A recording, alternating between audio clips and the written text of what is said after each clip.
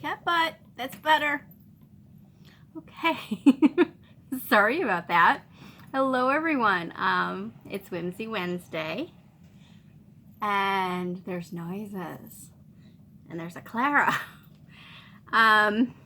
So it is the first Wednesday of March, which means we have started our pocket challenge.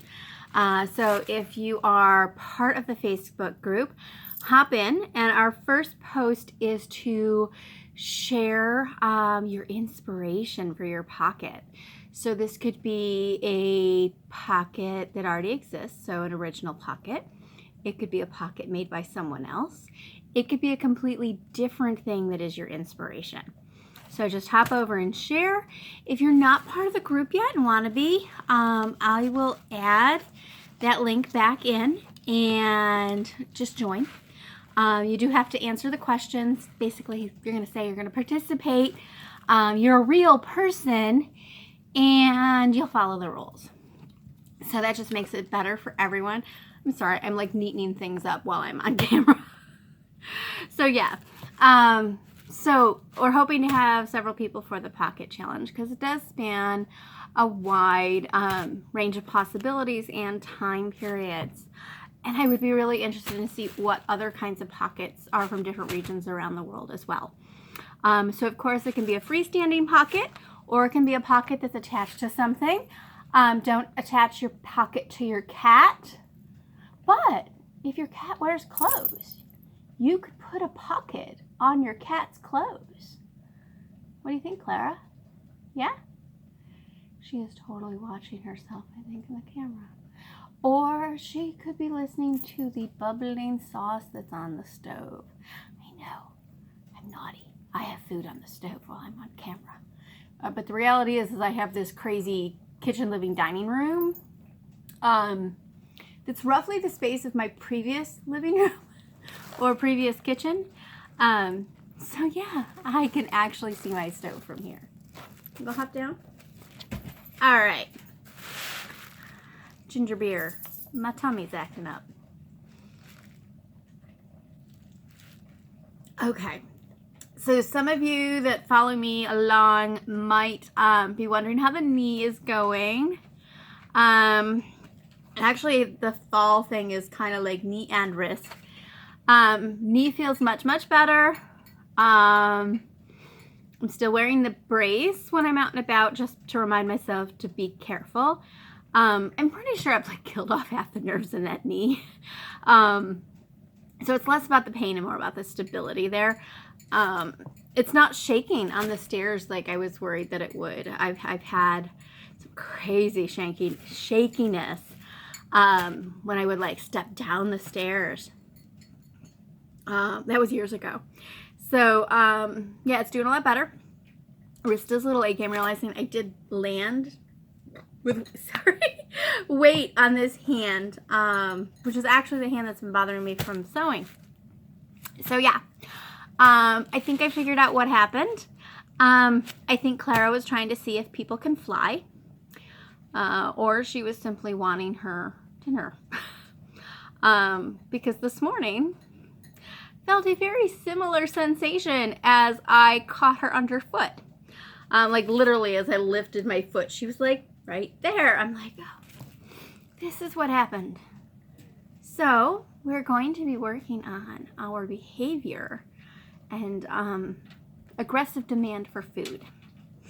We may have to move food because her tray, she eats on a little silver server. She's having challenges right now. I didn't cut her dinner up. Anyway, she eats on a server that has her different dishes, and it's kind of like at the end of the peninsula between, you know, the living area and the food, dining, kitchen area. So it's like a traffic spot. She seems to think that every time I stand up and in proximity of the food area, she must be fed. And she's been getting kind of aggressive. We did correct the reach out claw thing that she did that was over the summer. That has stopped. But we got to work on this under the foot thing. That sauce is bubbling a whole lot more than I thought it would. Give me a moment. I'm going to actually get up. Oh, look at you.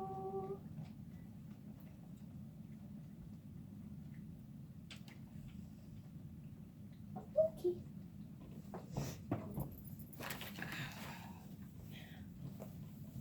Sorry about that. It smells good. I have not made sauce in ages, and honestly this is a cheater sauce. I'm using like canned tomatoes and canned sauce. I used to, at the end of the summer, get like several baskets of tomatoes. I used to also get peppers and other things, but I would do a giant batch of sauce and then put it in freezer containers.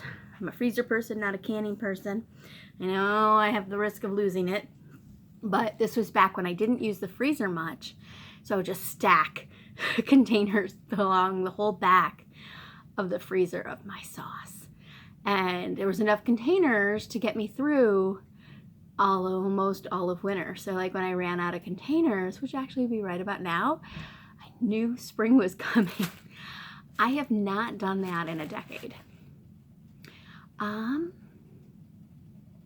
I could add that to the maybe list for this summer. We'll see. I don't know how much space I have in that freezer though, because I've actually been buying commercial frozen food. I never used to do that. Nothing against commercial frozen food. It's just I was broke. So I found it was cheaper to go to roadside stands and have friends with gardens, and that's how I did a lot of my vegetables. I used to go to this favorite little stand between Caledonia and Leroy, and it was run by this older gentleman, and he would have the best peppers. And sometimes it was just the bells, and then other times there was a lot of Anaheims and nice spicy hot peppers. And they were beautiful, and if there was any imperfection, it went into the big basket. You could get like the big basket for like $2 or $3. So it's like if you can get 2 dozen peppers for like $2 or $3, it's a no-brainer. Cut them all up, put them in the freezer, all of that fun stuff. I think he must have either retired, moved, or passed away, because eventually the stand was tipped over and it never opened again. So, that was totally not on the list of things to share today. I have this, and I have this. So, working on one more hat. Finding I feel like I'm way behind because it's Wednesday and we just have a tip. This is basically because I've been listening to a lot of Zooms and I've had to go over to the car shop several times. So yeah, I'm behind. So I will at least have one hat by Saturday. I really wanted to have two. Though I really should be doing my business numbers for taxes. I did talk to my tax person. So yeah, got a plan. All right, so these. Oh, she thinks she's gonna help again. Yeah. All right, so these are part of this interpretive concept I've been wanting to build and really put together. So I have obviously this interest in straw millinery, but it's more than just the straw or the millinery. I'm fascinated by the agricultural aspect of going from the crop through to the fashion, but also by the different types of women's employment along the way. So from some of the harvesting may or may not have women involved. the plating, so women and children, the sewing, that's women. When the pieces get into the factory, there are some female roles, and then into the millinery shop. And then there's all the apprenticeship concepts, and how London, well, England compares to things that happen in the US. But then there's all the other components that go into a millinery piece. So the flowers. To make a flower, you have petals, you have leaves, you have the silks, you have the velvets, which brings us into piecework. When you're looking at the first 3/4 of the 19th century, even a little bit further, you're looking at piecework that would happen in more urban homes, as opposed to the piecework for the straw sewing and the straw plating, more of a rural thing. And then feathers is a whole other realm. So I have this idea that I want to be able to show all the different components that go into the straw hat or the straw bonnet as it leaves the millinery shop. So I've been on the lookout for the dyes for making flowers. Now here's the thing, they're not cheap. Almost every single petal dye is over $100 and not exactly in the budget. So when I saw this set, these are for leaves. The price was still out of where I wanted to be, but they'd been put up a few times and they weren't going anywhere. So I sent the seller a message, told her what I was trying to do, and she accepted my offer. Now here's the thing, these are very close to leather dyes, and I honestly cannot tell you if these are for cutting silk or if these are cutting for leather. But they look very close to the originals for silk. So one I opened and one Clara opened last night, and then there's one more that I haven't even seen yet. So this is the first one that I opened. This is the largest. This is heavy. I think the package said these were pushing 3 pounds for this little guy. You can see how it is a petal shape. Okay, and there is a little nick. Let's see if I can turn it. Do you see that nick right there? So this would be very difficult to use, and I can also tell you this one's not very sharp. This one is. So I actually like that it's not sharp. So when we are back to hands-on, I will feel comfortable letting people touch this one, and it's large enough that I think people will be able to see that that is a leaf. This one is, I think this is the smallest. The other two are pretty close. And there's the little leaf pattern, and this one is sharper.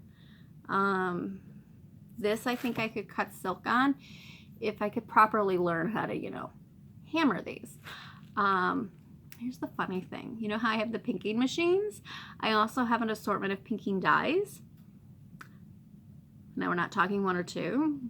I kind of went overboard. This was back during that surgery thing. So I have a bunch of pinking dyes, and I can't use a single one of those things.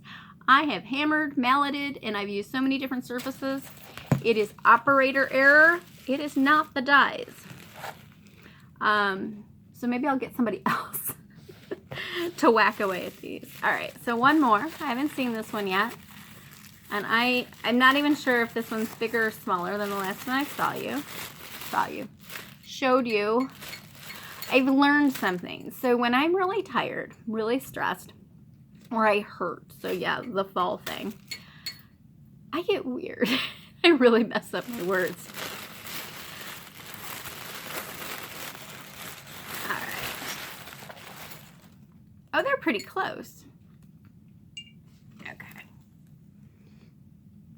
So aren't they cute? So this guy's definitely leaf. This one could be petal. Oh, wow. Okay, children will not be touching this one. Yeah, they're much sharper. I can make some little ones. And then the handles, you can see those. Hey, you. What you doing? You gonna go over? You gonna stick your butt in my face? All right, so I'm very happy to have these. One step closer to my tools of the trade assortment that I want to have. So for that, you may remember the, she loves this paper. You might remember the straw splitters that I got for, down please, for a really low price. I know I talk about price. Okay, so I realized like I'm partly justifying to myself my purchases, and then I'm also proud of finding things at lower prices. I think that comes from not having a lot of money growing up, and at the same time, all the adventures with Dad, antique hunting, which before that were adventures with my grandparents, antique hunting. So yeah, just wrapping these little guys up. So that gets me closer to that display that I want to do. Like I can do a decent display right now, but I want to expand. I don't want to just be doing just the straw or just the bonnets. There's so much more to the story of a single millinery piece than just the milliner. So many hands go into it, and the reality is some of those hands were not in the best of situations. Some of the stories of the millinery apprentices, the helpers, employees, younger employees, and then the folks doing the piecework in the more urban areas, the health conditions were bad. I honestly can't say how they are compared to some other types of jobs at the time, but you're talking rooms filled with lots of people working, not always a lot of circulation, though sometimes it's drafty, lots of different fibers in the air. So there are some articles and books out there more for studies that were done in England than here in the US, but they talk about the lung conditions for people working in millinery shops and their backs, a lot of curved backs from not sitting up straight, which I'm awful about, honestly. I have to constantly tell myself to sit up better, and that's both sewing the straw and working at my computer at school. I love to like curl up and like I sew in a ball, and that's just not right. I'm really better at keeping my wrist straight. That's a big thing. I gotta work on keeping the back straight. So yeah, there's articles, case studies for women and girls with different health conditions, and the hours were very long. When you're talking the late winter, spring millinery season, these women are getting up. I'm reading 5, 6, 7 a.m. and they're working past midnight sometimes. Like the hours are supposed to be like 11 at night, but there's many instances where they work through the night, into the wee hours of the morning, get a couple hours sleep, and some reports of actually working through several nights in a row, when there's rush orders or many orders come spring. So it can be a rough business. Wow, that kind of got kind of down. I'm sorry.